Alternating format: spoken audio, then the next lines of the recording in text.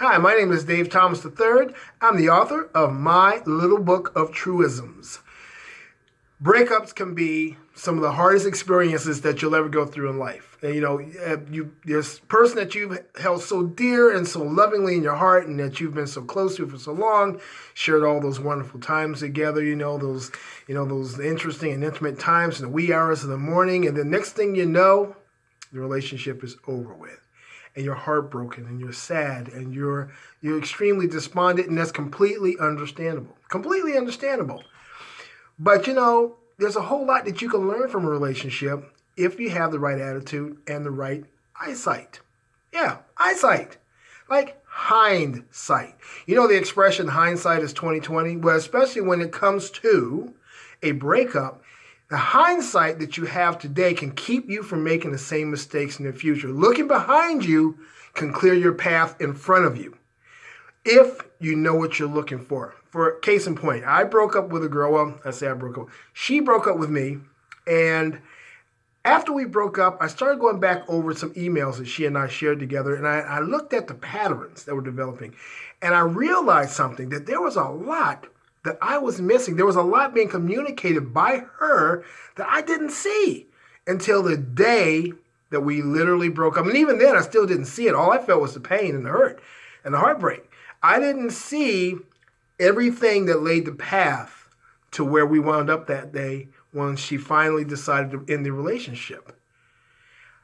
What I learned from that experience, by looking behind me, helped me with everything I experienced from that day forward. And also, you should know this about relationships. And I don't care what any relationship coach tells you. I don't care about all that great advice on Facebook and the memes and all that. Listen, most breakups you're going to have to hurt your way out of. You're not going to slide out of them nice, smooth, and easy and unscathed. No, you're going to have to hurt your way out. That's just the nature of the business of being in a failed situation or relationship. You're not getting out of it without pain. You're not going to be able to get yourself right without going through everything that's going wrong. You're not going to be able to land back on your feet until sometimes you just let go and drop. That's just the name of the game. That's just how it is. And it's okay, because there's so much that you can learn. There's so much from those experiences that you can use. You can pick up some of those pieces and you can use them. Just like, if look at these survivalists that live out in the woods and everything, and I look at how they make use of everything that we take for granted, that we look at maybe and we call it junk, or we say it's just trash, or this, that, and the other. It's in pieces, it's in disarray, it's in disrepair, but somehow they're able to make good use of it. Where relationships, especially when the ones that have failed and that have broken up, when you're looking back at the pieces that are laying around you of that, what remains of that relationship, there are things down there that you can use if you got the right attitude, if you have good eyesight. When it comes to this breakup thing, a lot of times, not always, a lot of times, the people that we either are being broken up from, or who we break up from ourselves, or we push out of our lives, 9 times out of 10 are people that we shouldn't have been with in the first place.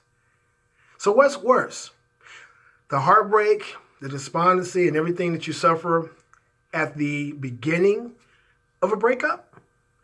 Or staying with a person you have no business being with in the first place, and then watch the slow death of your self-respect and the slow death of your dignity and your self-esteem and your peace of mind, until one day you wake up and you realize that you've abandoned yourself to someone who would not lift a finger to help salvage everything that makes you you.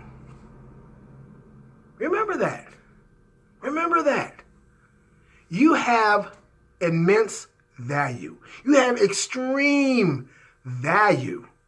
Sometimes in the hazy clouds of emotions, we'll forget that during the course of a breakup. But you clear those clouds away, and you know how you start doing it? You know how you start doing it?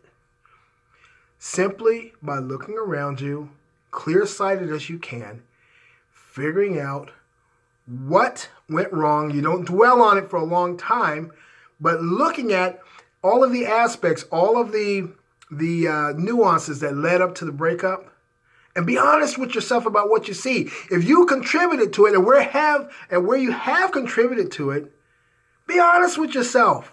You were part of the problem. That's okay too, as long as you repair the circumstances that led to a breakup, so you don't have to suffer this again in the future. Or you may suffer it again in the future, but the likelihood of you going through it the same way, or the likelihood of you even experiencing another breakup, gets slimmer and slimmer the more that you learn from the previous relationships that you had. So you don't keep going in this cyclic thing that's going around in a circle over and over again, doing the same things.